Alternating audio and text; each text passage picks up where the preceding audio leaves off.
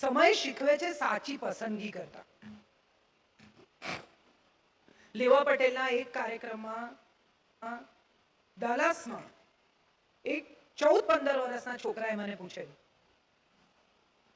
કે તમે તો કહો છો કે કર્ણ બહુ દાનવીર હતા, આમ હતા, કર્મનું ફળ મળે, તો એને આટલું ખરાબ મૃત્યુ કેમ મળે? સવાલ મહત્વનો છે. એનો જવાબ એ છે કે એને કૃષ્ણ લેવા આવ્યા હતા, એ ગયા નહીં. તમે જે પસંદગી કરો છો ને એના ઉપર તમારા આવનારા સમયનો આધાર છે. તમે જે ચોઈસ કરો છો એ તમને કહે છે કે હવે તમારો સમય કેવો આવશે. કર્ણને લેવા કૃષ્ણ સ્વયં ગયા હતા. એમણે નક્કી કર્યું કે ના, હું દુર્યોધનનો સાથ નહીં છું, હું પાંડવોના પક્ષે નહીં આવું, તો પછી તો જે થાય તે. આપણે બધાએ આપણા સમયની પસંદગી કરેક્ટલી કરવાની છે. સમય એટલું જ કરે છે, તમને ચોઈસ આપે છે, ડાબે કે જમણે કઈ તરફ જવું છે એટલી ચોઈસ તમને સમય આપે છે. અને તમે જે કરો એના પરિણામ એની સાથે જ જોડાયેલા છે એ આપણને ખબર છે, તેમ છતાં આપણે ખોટી પસંદગી કરીએ છીએ ને ખોટી પસંદગી કરીને પસ્તાઈએ છીએ. એક માજી 75 વર્ષના બધાને કે મને તો એટલા બધા માંગા આવતા હતા પણ મારા બાપાએ આની જોડે નાખી. હવે 75 વર્ષે અફસોસ કરવાનો કોઈ હવે તો નહીં આવે માંગા, તો તમે શું કરવા હવે અફસોસ કરો છો? જે સુંદર વર્ષો સાથે જીવ્યા એનો વિચાર નથી કરતા. પેલા જે માંગા આવતા હતા અને ના થયા એ આજે પણ તમને પજવે છે. ઉપેન્દ્ર ત્રિવેદી જ્યારે બહુ જ છેલ્લા દિવસોમાં હતા અને ઉપેન્દ્ર કાકા મારા પપ્પાના મિત્ર, હું વારંવાર મળવા જાઉં, ત્યારે બહુ સરસ એક વાત એમણે મને કહી હતી કે મને છે ને ભજવેલા પાત્રો બહુ પજવે છે.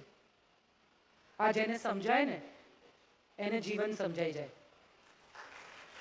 તમે જે પાત્ર ભજવ્યું, ભાભી, મામી, કાકી, દાદી, ફુવા, દાદા, પિતા, ભાઈ, આ બધા પાત્રો તમને જ્યારે પજવવા માંડે ને ત્યારે તમારે એવું સમજવું જોઈએ કે ભજવેલા પાત્રોમાં તમે કોઈ ક્ષતિ રાખી છે, કોઈ ખામી રાખી છે. તમે તમારા 100% નથી આપ્યા. કારણ કે સમય બદલે છે તમારા પાત્રોને. ગઈકાલે જે દીકરી હતી એ આજે વહુ છે, જે આજે વહુ છે એ કાલે સાસુ થશે, જે સાસુ છે એ વડ સાસુ થશે. આ સમય પાત્રો બદલે છે તમારે, અને એ પાત્ર પ્રમાણે વર્તવું પડે છે. તમે વહુ હો ત્યારે તમારે વહુની જેમ વર્તવાનું છે, તમે સાસુ થાવ ત્યારે તમારે સાસુની જેમ વર્તવાનું છે. આજકાલ તો મજા એ છે, મારી ઉંમરની જેટલી સ્ત્રીઓ છે 60ના દાયકામાં જન્મેલી, એ બધીની સેમ કમ્પ્લેન છે કે પહેલા અમે અમારી સાસુઓને સાચવી, હવે અમારે અમારી વહુઓને સાચવવાની. બધાની સેમ કમ્પ્લેન છે. કારણ કે હવે જે નવી પેઢીની દીકરીઓ આવી છે એ બધી ભણેલી આવી છે, કમાતી આવી છે, એમની જુદી દિશા છે, એમની જીવન રીતિ જુદી છે. અમારી પેઢીમાં ભણેલી હતી તો પણ કહ્યું કે ભાઈ નોકરીની જરૂર નથી તો ન કરી, ઘરે રહ્યા. હવે એમને એમ થાય છે કે આખી જિંદગી મેં રસોડામાં કાઢી, અમે તો કંઈ કર્યું જ નહીં, અમે તો કંઈ જીવ્યા જ નહીં. એ બધી મમ્મીઓને, એ બધી સાસુઓને મારે કહેવું છે કે તમારા ઘરમાં જે સમૃદ્ધિ છે ને એ તમારે લીધે છે. તમારા બાળકોમાં જે સંસ્કાર છે ને એ એટલા માટે છે કારણ કે તમે તમારા સંતાનને સમય આપ્યો છે. બચ્ચું ઘરે આવે ને, ઘરમાં બધા હાજર હોય ને, તો એ શું પૂછે? મમ્મી ક્યાં છે? 5 જણા બહાર ડ્રોઈંગ રૂમમાં બેઠા હોય તો પણ એ દાખલ થતાની સાથે શું પૂછે? મમ્મી ક્યાં? કેમ? કોઈને ઠોકર વાગે પડે તો શું કે? ઓ માં. કોઈને આજ સુધી ઓ બાપ કહેતા સાંભળે? અર્થ એ થયો કે સુખમાં દુઃખમાં, સારામાં ખરાબમાં બધે માં જોઈએ. અને જે માં સતત ઘરમાં હાજર હતી ને એના સંતાનો એ માની સાથે જે સમય તમે આપ્યો છે ને એ વેસ્ટ નથી કર્યો, ઇન્વેસ્ટ કર્યો છે. એવું ન માનો કે કમાવું એ જ સત્ય છે. આજની પેઢીની છોકરીઓ ભણેલી છે, કમાય છે, બરાબર છે, એમાંય કશું ખોટું નથી. મેં 10 વર્ષ ઘરમાં રહીને મારા બાળકને ઉછેર્યું છે અને મને કદી એવું નથી લાગ્યું કે મોડું થઈ ગયું છે. હું આજે પણ મારી કારકિર્દીના ઉત્તમ શિખર પર ઊભી છું. હું 10 વર્ષ ઘરમાં રહી છું અને મને એક દિવસ પણ એવું નથી લાગ્યું કે હું રહી ગઈ. ઓહો, મારાથી બધા આગળ નીકળી ગયા. આગળ પાછળ એ તો કોન્સેપ્ટ છે. તમારે શું મેળવવું છે અગત્યનું છે. તમે તમારું બાળક કોકને સોંપીને પૈસા કમાયા તો તમારું બાળક એ પૈસા ક્યાં વાપરશે એની તમને ખબર નથી. ખૂબ બધું આપી જવા કરતા તમે જે આપી જાઓ છો એ કઈ રીતે વાપરવું એ શીખવવું અગત્યનું છે. આપણે બધા આજના સમયમાં કોઈની વિરુદ્ધ નથી, કોઈને દુઃખ થાય એવી વાત નથી, પણ મારે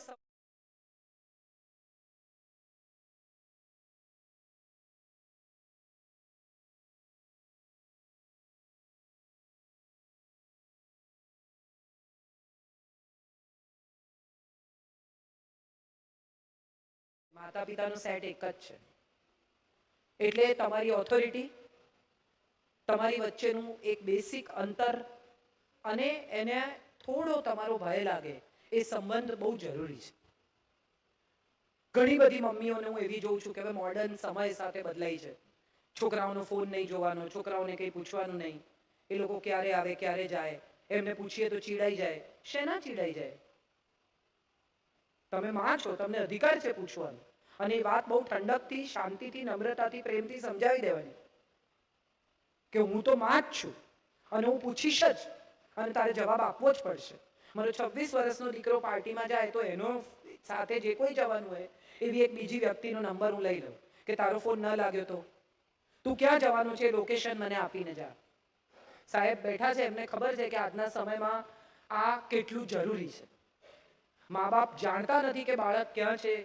14, 15, 16, 17 વર્ષનું બાળક, અને એના સમયમાં, બદલાતા સમયમાં એના પર જે પિયર પ્રેશર આવે છે, સિગરેટ પીવા માટે, બીજી બાબતો માટે, શરાબ માટે, બધા એના મિત્રો એને કે કરે છોકરી છે સિગરેટ નથી પીતો, અને તમારું બાળક કોઈ કારણ વગર સમયના પ્રેશરમાં આવે.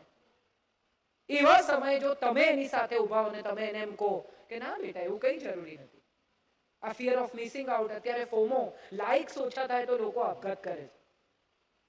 તમે જે શહેરોમાં રહો છો ત્યાં હજી આ બધું નથી પહોંચ્યું, તમે બહુ નસીબદાર છો.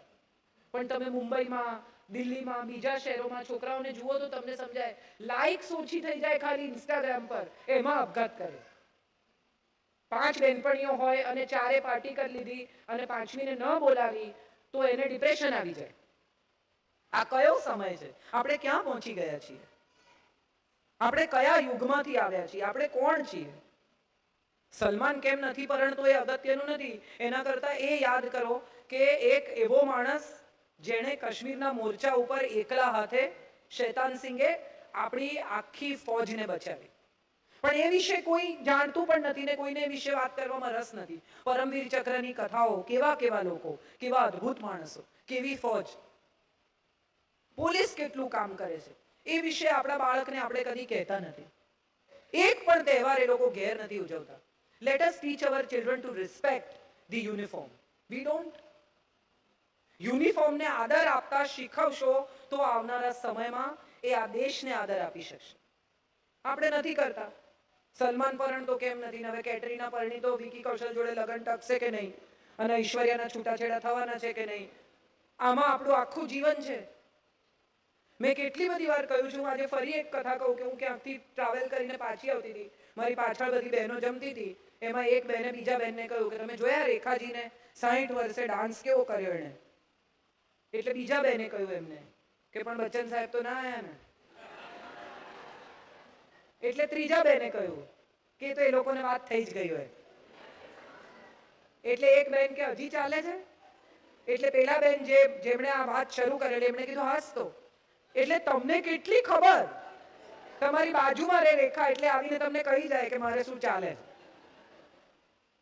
તમારી દીકરી કેટલા વાગે આવે છે એની તમને ખબર નથી, પણ કોકના જીવનમાં શું ચાલે છે તમારે જાણવું છે. આજનો સમય છે. મને એવું લાગે છે કે મોડર્ન હોવાનો સૌથી મોટો અર્થ એ છે કે તમે વિચારોથી મોડર્ન થાઓ, રૂઢિઓમાંથી બહાર નીકળો અને પરંપરાઓ તરફ પાછા વળો. આ દેશની અદ્ભુત પરંપરા છે. આજે જે ટ્યુબ ટોપ પહેરે છે ને એવી કંચુકી આજથી 5000 વર્ષ પહેલા આપણા દેશમાં સ્ત્રીઓ પહેરતી. સ્ટ્રેપ વગરના જે ટ્યુબ ટોપ પહેરે છે એ કંચુકી 5000 વર્ષ પહેલા સ્ત્રીઓ પહેરતી. પુષ્પક વિમાનનો ઉલ્લેખ છે, એનો અર્થ એમ કે કંઈ તો ઉડતું હશે ને. કુંતી દેવોનું આહવાન કરે છે અને સંતાન મેળવે છે, એનો અર્થ એમ કે આપણા દેશમાં આઈવીએફ પણ હતું અને ડોનર પણ હતા. આ વિજ્ઞાન હતું આપણા દેશનું. અને સમય બદલવા નીકળેલા લોકો કદી કશું બદલી શકતા નથી. એનો સૌથી મોટો દાખલો ભાસ્કર, ગણિતજ્ઞ ભાસ્કર, એની દીકરી લીલાવતી. એમણે કુંડળી કાઢી અને દીકરીને વૈધવ્ય યોગ એટલે નક્કી કર્યું કે એવા અદ્ભુત મુહૂર્તમાં લગ્ન કરવું કે જેમાં શિવ પાર્વતીના લગ્ન થાય, કોઈ દિવસ એનું લગ્ન તૂટે જ નહીં એવું મુહૂર્ત કાઢ્યું એમણે. અને નહીને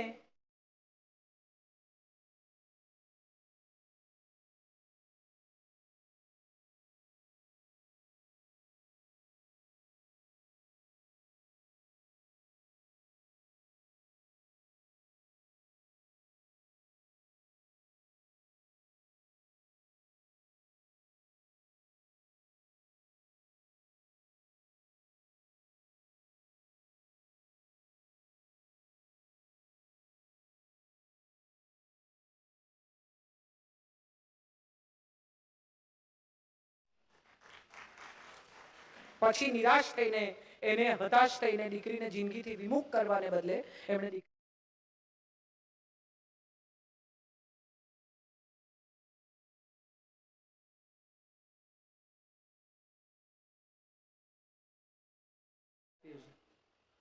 નહીં તો 9 સુધીના જ આંકડા હતા. શૂન્યની સાથે આપણે 1000 લાખ દશાંશ પદ્ધતિ શોધી શક્યા, ચંદ્રનું અંતર માપી શક્યા. આ કશી આપણને આ પરંપરાઓ વિશે કોઈ પડી નથી અને આપણે એમ માનીએ છીએ કે પશ્ચિમમાંથી આપણે ત્યાં આ સ્ત્રી સ્વાતંત્ર્યનો પવન ફૂંકાયો. તમે વિચાર કરો કે 16,100 સ્ત્રીઓને કૃષ્ણ છોડાવે છે નરકાસુરને ત્યાંથી, અને એમ કે છે કે તમે ક્યાંય પણ જઈને વસો, તમે એમ કહેજો કે હું કૃષ્ણની પત્ની છું. એ સન્માન, એ રિહેબિલિટેશન આજથી કેટલા હજારો વર્ષો પહેલા થયું. એ વુમન એમ્પાવરમેન્ટ આપણે ત્યાં હતું જ. દેવોને પૈસા જોઈએ તો કોની પાસે જાય? કોની પાસે? લક્ષ્મી પાસે. કુબેર તો લક્ષ્મીનો માણસ છે, અકાઉન્ટન્ટ છે લક્ષ્મી. હથિયાર જોઈએ, શૌર્ય જોઈએ તો કોની પાસે જાય? મહાકાલી પાસે. અને વિદ્યા જોઈએ તો કોની પાસે જાય? સરસ્વતી પાસે. તો અર્થ એ થયો કે દેવ પણ જેને નમે છે એ સ્ત્રી છે. એ સ્વતંત્ર નથી. અમારું તો કંઈ ચાલતું જ નથી એવું કહીને પછી કેટલાનું કવર ચાંદલામાં કરવાનું એ તો તમે જ નક્કી કરો છો. એ બિચારા એમ કે 1001 કરીએ તો કે હોતા હશે એટલો બધો સંબંધ નથી. તો કે 251 કે ના એટલા ઓછા ખરાબ લાગે. એકચ્યુઅલી તમે 501 નું કવર કરી જ નાખ્યું છે. એમને ત્યાં લઈ આવવાના છે ખાલી. મજા એ છે ઘરમાં પૈસા લઈને આવે તો કોને આપે? કોને આપે? હવે નહીં બોલે. હું કઈ દર વખતે તમારો પક્ષ નહીં લઉં. તમારી પાસે પૈસા કબાટમાં મૂકવા આપે, બરાબર? ચાવી ક્યારે? તમારી પાસે. અને એમાંથી 5 મૂકવા આપ્યા અને 2 માગે તો કેમ? એના પૈસા એ માગે અને તોય કેમ? અને કે અમારું તો કઈ ચાલતું જ નથી. મજા એ છે કે સ્ત્રી સ્વાતંત્ર્ય આ દેશમાં સદીઓથી હતું. યત્ર નાર્યસ્તુ પૂજ્યંતે રમંતે તત્ર દેવતા, એવું આપણા દેશે કહ્યું છે. આપણા દેશે કહ્યું કે શયનેષુ રંભા ભોજ્યેષુ માતા કાર્યેષુ મંત્રી. આપણા દેશે કહ્યું. આપણને એમ છે કે પશ્ચિમથી બધું આવ્યું. આ પેન્ટ પહેરવાથી મોડર્ન નથી થવાતું. કઈકઈની જેમ પતિના રથમાંથી ખીલો નીકળી જાય ને તો આંગળી નાખવાની પણ હિંમત હોવી જોઈએ. ખાલી મોડર્ન થવાથી મોડર્ન નથી થવાતું. એ શૌર્ય, એ હિંમત. ઝાંસીની રાણી લક્ષ્મીબાઈ પોતાના બાળકને પાછળ બેસાડીને, કેટલી નાની છોકરી, યુદ્ધમાં ઉતરી. કેમ બચ્ચું પાછળ? તો કે મને કઈ થઈ જાય તો મારું બાળક મારે છોડીને નથી જવું. એ માં છે અને છતાં એનું શૌર્ય છે. આખી રાત શિવાજીને ફેરવે છે ઘોડા ઉપર એની માં જીજાબાઈ. કેમ? તો કે કાલે સવારે જ્યારે તું યુદ્ધમાં ઉતરીશ ત્યારે તને સુવા નહીં મળે, ઘોડા પર સૂતા શીખી જા. જે માતા પિતા કડવા છે, જે માતા પિતા થોડા ક્રૂર છે, જે માતા પિતા સ્ટ્રિક્ટ છે, એના બાળકોની કારકિર્દી ઉત્તમ છે. કારણ કે ભવિષ્યના સમયમાં વાવે છે. જે માતા પિતા બહુ લાડ કરે, મોં માંગ્યું આપે, કોઈ દિવસ તડકો પડવા જ ના દે, કદી છોકરાને દુઃખી થવા જ ના દે, એ માતા પિતા જીવનભર આવનારા સમય માટે છોકરાને દુઃખી કરે છે. કારણ કે કાલે તો તમે હશો નહીં. દુનિયા કે તમારી જેમ ટ્રીટ નહીં કરે. આટલા નાના છોકરાને મમ્મી પપ્પા રમે ત્યારે કે ફર્સ્ટ થઈ ગયો, વેરી ગુડ, હાઉ નાઇસ. એને ટેવ પડી ગઈ જીતવાની. એને હવે હારવાનું નહીં પોસાય. કઈ નહીં. ના એવું એના મોઢે હાથ ના મૂકશો. એને મજા નથી આવતી.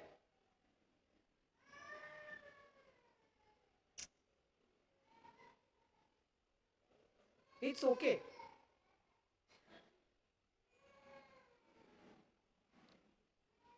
આમાંથી આપણામાંથી કોઈ આવું રડે તો સારું લાગે? એ રડે છે તો જ સારું લાગે છે. આ એનો સમય છે. જુઓ, છે ને, આ એનો સમય છે. એ લઈ જશે ઘરે. અત્યારે નહીં ચાલે માનું. આ જ મજા છે. નાનું છોકરું પોતાની વાત રડી રડીને મનાવે. નાનું હોય ત્યારે આપણે એના રુદન પર કે આ ભાઈ ભલે, ઓકે ઓકે. પછી ધીરે ધીરે એને બી સમજણ પડી જાય કે હું આમ કરું છું તો મને આ મળે છે, હું આમ વર્તું છું તો આમ થાય છે. અને પછી એ તમને બ્લેકમેલ કરવાનું ચાલુ કરે. આજના બધા માતા પિતા એવું ડરે, કઈ કરી તો નહીં નાખે ને? કઈ નહીં કરે. કાલે તું બીમાર હોઈશ ને તો તારા પલંગની બાજુમાં જે ઊભો હશે ને એ ભલે ચશ્મા વાળો હોય, એ ભલે બહુ ચાર્મિંગ ના હોય, પણ એ જીવનમાં તારી સાથે ઊભો રહેશે. આ વાત આપણે શીખવવાનું ભૂલી ગયા છે, માટે સમય આપણો સાથ નથી આપી રહ્યો. આજે દીકરીઓ લવ જેહાદના નામે કેટલું હેરાન થાય છે. કેમ આપણે એમાં નથી રસ લેતા? કેમ આપણે નથી જાણતા કે આપણા દીકરીના મિત્રો કોણ છે? કેમ આપણે નથી જાણતા કે આપણા દીકરાના મિત્રો કોણ છે? કેમ એને ઘરે નથી બોલાવતા? કેમ આપણે એમ નથી કહેતા જે કરવું એ ઘરે આવીને કરો, મારે તારા મિત્રોને મળવું છે? ભલે જૂનવાણી લાગી, એમાં શું? મારે મોડર્ન થવું જ નથી, મારે તો બહુ જ જૂનવાણી રહેવું છે, કારણ કે મને તારા ભવિષ્યની ચિંતા છે. આવું આપણે નથી કહી શકતા કારણ કે આપણે ડરપોક છીએ. આપણને એવું લાગે છે કે મોડર્ન હોવા માટે જો આપણે નહીં આવી રીતે વર્તીએ તો આપણે સમાજની પાછળ રહી જઈશું. મારે સૌને કહેવું છે કે તમે પાછળ રહી જાઓ ને ચાલશે, તમારું સંતાન પાછળ રહી જાય નહીં ચાલે. તમે ભલે પાછળ રહી જાઓ, તમે ભલે જૂનવાણી લાગો, તમે ભલે તમારા સંતાનને એવું લાગે કે મારા પપ્પા બહુ કચકચ કરે છે, મારી મમ્મી બહુ પ્રશ્નો પૂછે છે, પણ એ બધા પછી જ્યારે 25-30 વર્ષનું થશે ને ત્યારે તમારો આભાર માનશે. તમને કહેશે કે મમ્મી તે જે શીખવ્યું એ બહુ કામનું, તે મારા પર કંટ્રોલ રાખ્યો તો આજે મારું જીવન સારું છે. છેલ્લી વાત છે મારે સૌને કહેવી છે, એ મારે એ કહેવી છે કે આ સમય છે ને એ કોઈનો સગો નથી થયો ક્યારેય, કોઈને ફેવર નથી કરતો. આપણે ઘણી વાર નથી કહેતા કે ફલાણાનું નસીબ સારું છે, એનું નસીબ ચાલે છે એટલે આવું થયું, બાકી એનામાં કઈ ટેલેન્ટ નથી. ઘણા લોકોના પ્રમોશન થઈ જાય, ઘણા લોકો આગળ વધી જાય, ત્યારે આપણે બધા કહીએ કે એનું નસીબ એવું છે, એને ચાપલુસી આવડે છે, આપણને નથી આવડતી. એ મસ્કા મારી શકે છે, આપણે નથી મારી શકતા. એ આમ કરી શકે છે, આપણે નથી કરી શકતા. એ છે ને હારી ગયેલા માણસની વાત છે.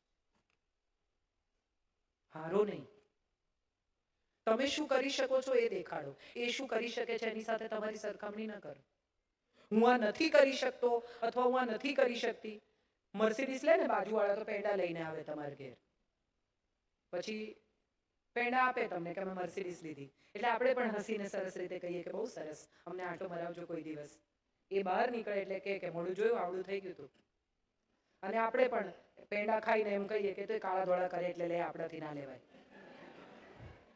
એટલે અર્થ એ થયો કે બંને પેંડા ખાતા, બંનેમાંથી કોઈ સુખી નથી. બેવને એકબીજા સામે વાંધો છે. આપણે બધા જ જાણે અજાણે અન્યના સમયની ઈર્ષા બહુ કરીએ છીએ. કોઈનો સમય સારો ચાલે એવું બને, પણ એનો સમય સારો આખો વખત નહીં ચાલે. સમયનું ચક્ર ફરશે જ, અને તમારો વારો જે દિવસે આવે એ દિવસે તમે શું કરશો એના ઉપર જીવનનો આધાર છે. રામેશ્વરનું જ્યારે લિંગ ભગવાન બનાવે છે રામ, અને બ્રિજ ક્રોસ કરવાનો છે, અને કહે છે કે બ્રિજ પર જતા પહેલા, આ પુલ પર જતા પહેલા મારે આ શિવની પ્રાણ પ્રતિષ્ઠા કરવી છે. તો કે આટલા વિસ્તારમાં તો કોઈ બ્રાહ્મણ નથી, કોઈ પંડિત નથી, કોઈ જ્ઞાની નથી, કોઈ આચાર્ય નથી, કોને બોલાવીએ? અને ત્યારે જામવાન એવું સજેસ્ટ કરે છે કે રાવણને બોલાવો. એનાથી વધુ જ્ઞાની કોણ છે? જામવાન આમંત્રણ લઈને જાય છે અને રાવણને કહે છે કે મંદિરની પ્રાણ પ્રતિષ્ઠા કરવા માટે તમારે આવવાનું છે.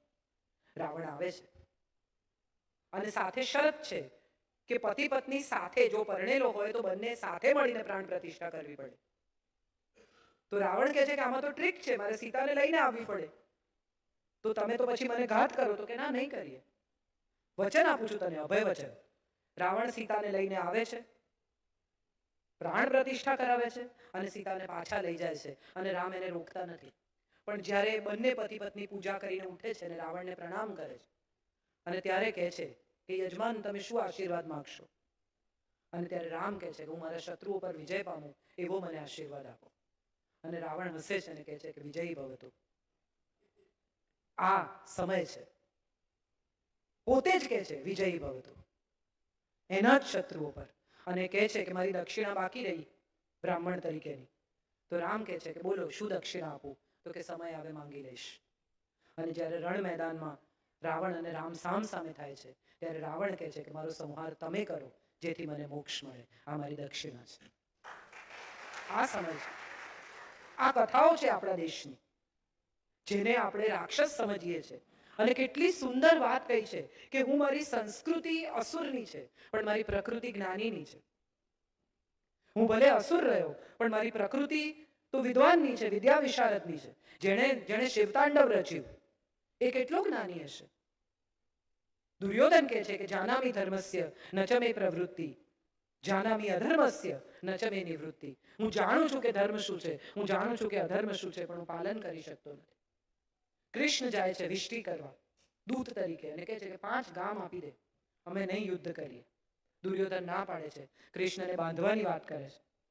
રશ્મિરથીમાં સુંદર લાઈનો છે કે તું શું કરી લઈશ, આ દુર્યોધન બાંધ મુજે. તમે સાંભળો તો તમને એમ થાય કે કયા પ્રકારની આ ઉર્જા છે, કયા પ્રકારની આ તેજની વાત છે. અને જ્યારે કૃષ્ણ જવાના છે ત્યારે દ્રૌપદી એને પૂછે છે કે અમારા વાળ ખેંચીને લઈ ગયો, એ સમય તું ભૂલી ગયો? મારા વસ્ત્ર ખેંચ્યા એ સમય તું ભૂલી ગયો? તું મને તારી દોસ્ત કહે છે, તું મને તારી સખી કહે છે અને તું 5 ગામની ભીખ માંગવા જઈશ એ માણસ પાસે જેણે મને જાંગ પર બેસવાનું આમંત્રણ આપ્યું? ભૂલી ગયો તું બધું સમયને? અને ત્યારે કૃષ્ણ કહે છે કે હું કશું ભૂલ્યો નથી, કોઈને ભૂલવા દઈશ પણ નહીં.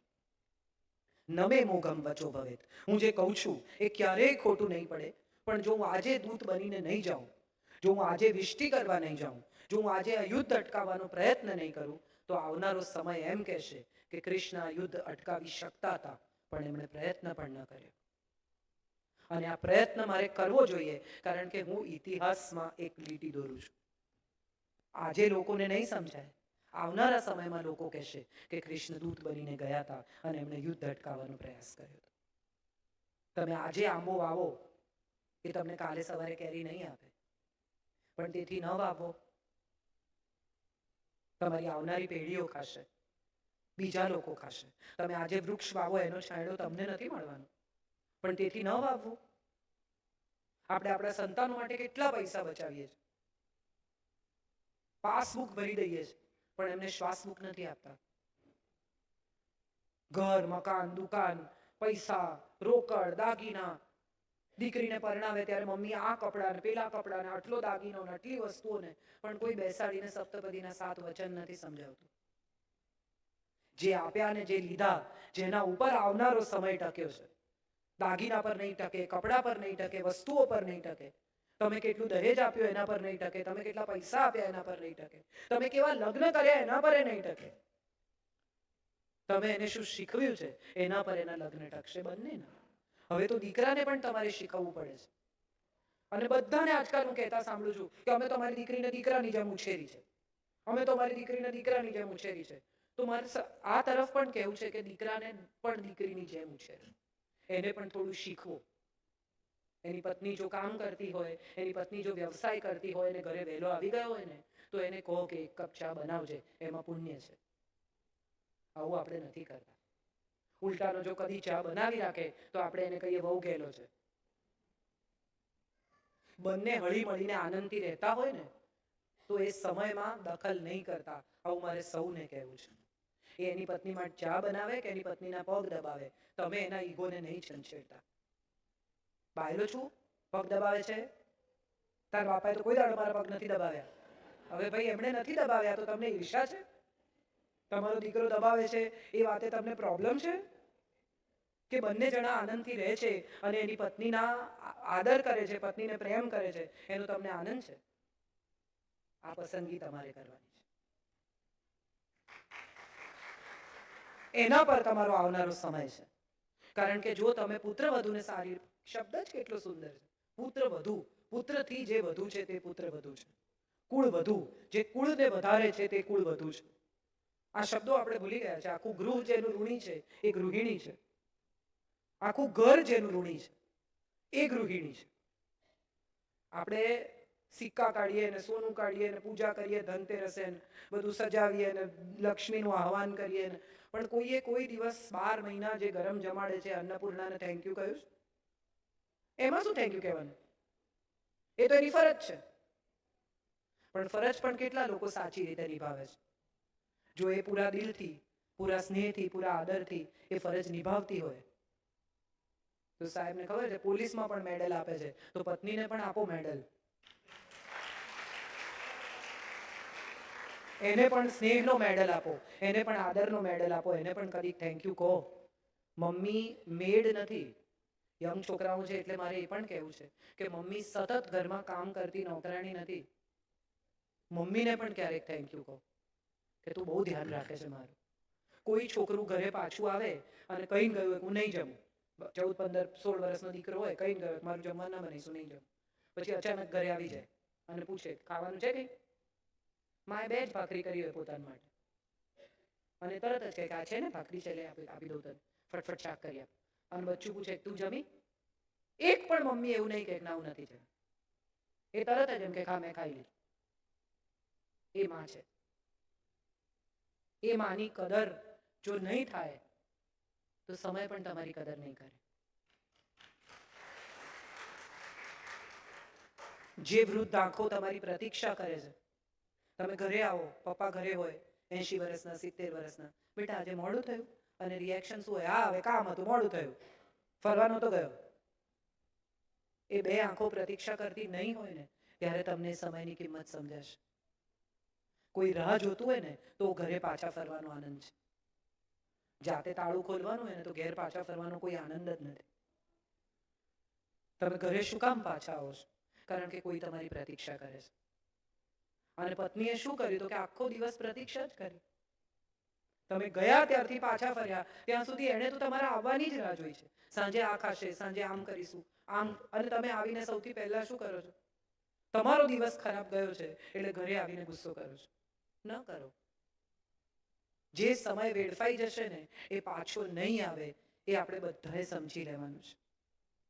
આપણે બધા સૌથી વધારે જે કામ ખરાબ કરીએ છીએ ને એ સમય વેડફીએ છીએ. ઝઘડો કરવામાં, લડવામાં, બીજાઓને હેરાન કરવામાં, ગાંઠો બાંધવામાં. એ ગાંઠો શરીરમાં નથી હોતી, પહેલા મનમાં હોય છે ને પછી કેન્સર થઈને ફૂટે છે. બધી મનમાં જ વળે છે. આને તો હું પાઠ ભણાવી દઈશ ને, આની તો હું કારકિર્દી પૂરી કરી નાખીશ ને, આને તો હું સીધા કરી નાખીશ ને, આને તો હું આમ કરી દઈશ. એકચ્યુઅલી તમે શું કરી શકો એમ છો? એવું એક દિવસ તમારી જાતને પૂર્ણ પ્રામાણિકતાથી પૂછજો.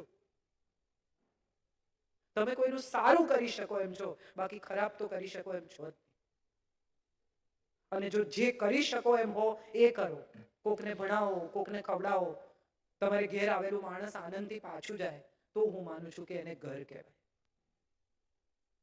આપણે બધા સમયને માન આપીએ, આપણે બધા સમયની સાથે ચાલીએ અને આપણે બધા સમયના નિર્ણયને માથે ચડાવીએ તો હું માનું છું કે આપણે સમયના સત્વારે જીવી શકીએ. Thank you so much. આટલા સ્નેહથી, આટલા આદરથી, આટલા વાલથી તમે સૌએ સાંભળ્યું.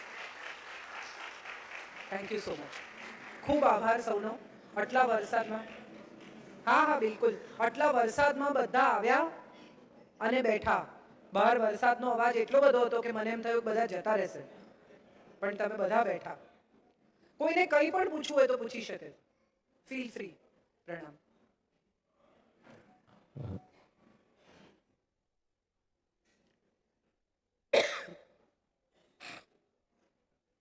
કંઈ પણ પૂછી શકો છો તમે મને. હું આવી ડાઈ વાતો કરું છું તો હું શું કરું છું એવું પણ પૂછી શકો. કારણ કે મારે ખરેખર તમારી સાથે શેર કરવું છે કે મેં મારા સમયને બદલ્યો છે. 18 વર્ષની હતી ત્યારે કોઈકના પ્રેમમાં હતી, એણે લગ્ન કરવાની ના પાડી, મેં હાથ કાપ્યો, હોસ્પિટલમાં ગઈ અને આજે વિચારું છું તો એવું સમજાય છે કે ત્યારે બચી ગઈ ને તો આજે તમારી સામે ઊભી છું. બાકી ક્યાંક આટલી નાની મરણ નોંધ છપાઈ હોત.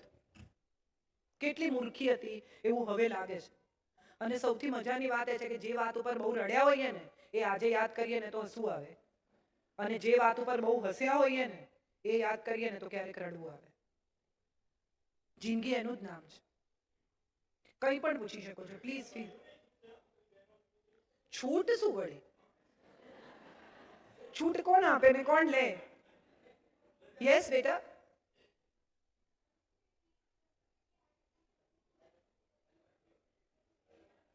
અહીંયા આવીને કે દીકરા, કમ હિયર.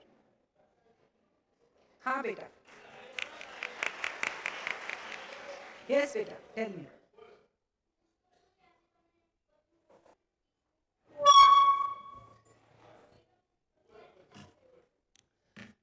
મેં ક્યારથી ચાલુ કર્યું? 2009 ની આજુબાજુ. અચ્છા. પહેલી વાર મને મોરારી બાપુએ બોલવા બોલાવી હતી, ત્યારે હું અસ્મિતા પર્વમાં બોલી. ઓકે. ત્યારથી. Thank you. થેન્ક યુ બચ્ચા. પણ મારે એવું કહેવું છે કે એટીએમ માંથી જેમ પૈસા વિડ્રો કર્યા કરો પછી એક દિવસ ખાલી થઈ જાય, એટલે આજે હું બોલું છું ને એ બધું મારે એડ પણ કરવું પડે, એટલે read a lot if you want to become a speaker. કે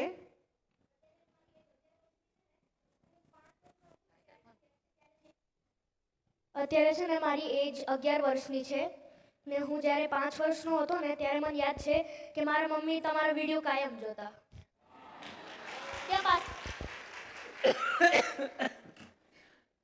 વિડીયો તો બરાબર છે, બટ આઈ વિશ બેટા કે તું પણ એક દિવસ બહુ જ તારામાં બિલકુલ સ્ટેજ ફિયર નથી, ડર નથી. Such a nice thing that you walked up. કોઈ ઊભું ના થયું અને તે સવાલ પૂછ્યો. Such a nice thing. He deserves a big round of applause. Very nice બેટા. Thank you. I am proud of you. મારું નામ છે Aditya. Very nice. I am proud of you બેટા. મારું નામ છે આદિત્ય અશ્વિન ગઢવી. Very nice. વાણીનું તો વરદાન હોય, તું ગઢવી છે બેટા. જે 4 વર્ણમાં નથી એ ચારણ છે, ખબર છે ને બધાને? જે 4 વર્ણમાં જેનો સમાવેશ નથી થતો એવા માના ચરણમાં જે રહે છે એ ચારણ છે, એમ કહેવાય છે. જી આઈ થિંક નથી કોઈને કંઈ. હા જી. નમસ્કાર મેમ. જી. શ્રદ્ધા અને અંધશ્રદ્ધા વિશે થોડું જણાવજો. શ્રદ્ધા અને અંધશ્રદ્ધા. તમે ઘી, કોડિયું અને રૂ ભેગું કરો તો દીવો થશે એ શ્રદ્ધા, અને રોજ દીવો નહીં કરો તો કઈ ગડબડ થશે એ અંધશ્રદ્ધા.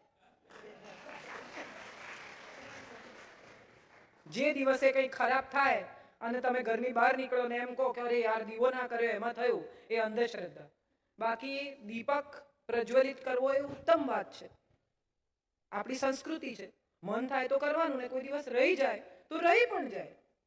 ઈશ્વર તો આપણા માતા પિતા છે, આપણી માં ને આપણા પિતા છે. તો અમેવ માતા છે પિતા તો અમેવ એવું આપણે કહેતા હોઈએ તો દુનિયાના કોઈ મા બાપ પોતાના બાળકનું ખરાબ થાય એવું ઈચ્છે? હા કે ના? તો એનો અર્થ એમ થયો કે ઈશ્વર આપણને દંડ શું કામ કરે? કયું કરવટવું, કયું આમ, કયું તેમ, આમ ના કરો તો આમ થાય, જવારો વાવો તો આમ થાય, અડવાનું નહીં, આમ નહીં કરવાનું. આવું કંઈ ક્યાંય શાસ્ત્રોમાં નથી. આ બધી રૂઢિઓ છે. પરંપરાઓ તો અદ્ભુત છે, આપણી સંસ્કૃતિ અદ્ભુત છે. આપણે મૂળ શાસ્ત્રો વાંચ્યા નથી એટલે આપણે એના અર્થઘટનોમાં ફસાયા છીએ. અને અર્થઘટનો કોણે કર્યા છે? તો કે અડધું અધૂરું સમજતા લોકોએ. જે લોકો ખરેખર શાસ્ત્ર સમજે છે, જે લોકો ખરેખર શાસ્ત્ર વાંચે છે, એને ખબર છે કે આપણે તો આપણી ભીતરના પંચતત્વ અને બહારના પંચતત્વને નમન કરીએ છીએ. તમારી ભીતરના પાંચ તત્વોને અહમ બ્રહ્માસ્મિ કહ્યું. એકોસ્યમ બહુશ્યામી, હું એક છું તો બહુ થાવું, એમાંથી આપણો જન્મ થયો. તો એનો અર્થ એમ થયો કે આપણે તો ઈશ્વરનો અંશ છીએ. મારી ભીતર જ ઈશ્વર છે. તો મારી ભીતર જે ઈશ્વર છે એને ભૂખ્યો મારું, ઉપવાસ કરે, બાધા લે, હું ભાત નહીં ખાઉં જો આમ થશે તો અરે એનાથી ભગવાનને શું ફેર પડે? હું મીઠાઈ છોડી દઈશ તો ભગવાનને બ્લેકમેલ કરો છો તમે મીઠાઈ છોડીને? અને તમને એવું લાગે છે કે તમે કોઈ મીઠાઈ કે ભાત કે ફલાણું કે ઢીકણું છોડી દેશો એના કરતા વ્યસન છોડો. ભગવાનને કહો મારું આટલું કામ થશે ને તો હું વ્યસન છોડી દઈશ. એને કહો મારું આટલું કામ કરી આપ તો ગુસ્સો નહીં કરું, મારું આટલું કામ કરી આપ તો સાચું બોલીશ. એને એ જોઈએ છે. એને તમે ભાત છોડો, મીઠાઈ છોડો, ચા, મેં ચા મૂકી દીધી, બહુ બેસ્ટ કર્યું, એસિડિટી નહીં થાય. એમાં કઈ એને કઈ ફરક જ નથી પડતો. આપણે બધા બાધા, આખડી, દોરા, ધાગા, મને બહુ નવાઈ લાગે છે કે ખરેખર શેને માટે આપણે આ બધું કરીએ, તો કે સમયને બદલવા માટે. અને ભીતર આપણે જાણીએ છીએ કે સમય કોઈ દિવસ બદલાશે નહીં. જે છે એ સત્કર્મોથી બદલાશે, બીજી કોઈ રીતથી તમારો સમય નહીં બદલે. અને છતાંય આ બધું શેના માટે કરીએ છીએ? અંધશ્રદ્ધા છે.